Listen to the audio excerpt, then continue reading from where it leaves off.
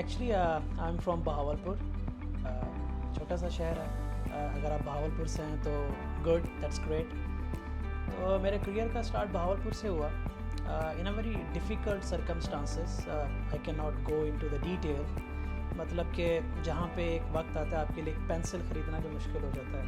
جب آپ کے پاس رات کا ایک پین ختم ہوتا ہے اور آپ سوچ رہے ہوتے کہ صبح اس کے پیسے کہاں سے آئیں گے. تو میٹرک کے بعد بڑا مشکل ہو گیا تھا اسٹڈی کو کنٹینیو کرنا.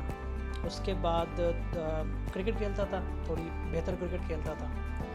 کھیل کے تھوڑے پیسے پورے کیے، تھوڑا ٹیوشنس پڑھائیں، ایف ایس سی تک پہنچا. اس کے بعد پھر ڈفرینٹ جابس شروع کی. بی ایس سی میتھمیٹکس کی، جس میں کمپیوٹر سائنس کا کوئی لینا دینا نہیں ہے، جو کہ آج میں ہوں. تو گریجویشن کے بعد بی ایس سی میتھمیٹکس کرنے کے بعد میں لاہور آیا جاب ڈھونڈنے کے لیے، ٹیچر بننے کے لیے. آئی ٹرائی ریئلی ہارڈ، نہیں ملی جاب. کھانا پینا مشکل ہو رہا تھا.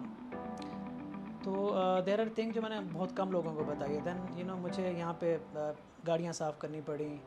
پھر مجھے ایک آفس بوائے کی جاب ملی. ایک عرصہ میں نے آفس کے اندر جو بھی چائے بنانا، آفس صاف کرنا، یہ سارے وہ کام کیے. پھر واپس بہاولپور گیا جب یہ مینیج نہیں کر پا رہا تھا. بہاولپور جانے کے بعد میں نے کمپیوٹر ٹائپنگ اسٹارٹ کی. کمپیوٹر آپریٹر کی مجھے جاب ملی، اور کمپیوٹر آپریٹر کی جاب کے بعد مجھے اندازہ ہوا کہ آئی ٹی کیا ہے.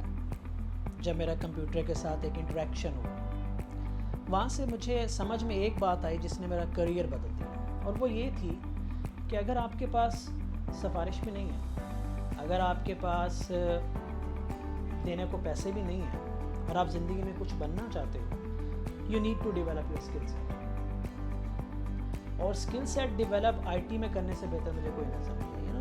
کہ آپ اگر آپ مزدور کے بچے ہو اور آپ کو محنت کرنا آتی ہے، تو آپ 18 گھنٹے بھی کام کرو گے تو آپ کو 18 گھنٹے کے پیسے ملیں گے. آپ کو یہ بتانا چاہیے اپنے جو آپ میرے میرے فادر جو تھے ریٹائر ہوئے ہیں، ایز اے مالی ریٹائر ہوئے ہیں. اور for like 26 year I was homeless. کبھی کدھر کبھی کس اسکول. تو ایز اے سیڈ بہت سے لوگ یہ چیلنجز فیس کرتے ہیں، فیملی سپورٹ، فائنینشیلز اور ایجوکیشنل بیک گراؤنڈ. تو وہی سرکاری ٹاٹوں والے اسکول سے پڑھا. بینگ اے اسپورٹس مین یہ ہوتا تھا کہ کالج میں ایڈمیشن تو مل جاتا تھا، جانے کی ضرورت نہیں پڑتی تھی. تو کبھی کالج بھی جانا نصیب نہیں ہوا زیادہ تر.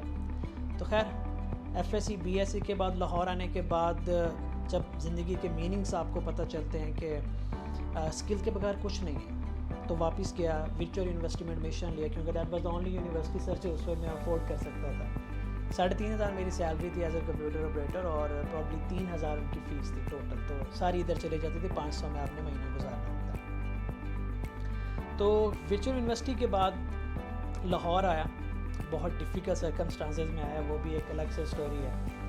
یہاں آنے کے بعد اندازہ ہوا کہ آپ کو تو کچھ بھی نہیں. یہاں کانسیپٹ، مائنڈ سیٹ، چیلنج ہی بہت مختلف ہے. پھر لیبوریس کام کرنے پڑے، بہت زیادہ لیبوریس کام کرنے پڑے.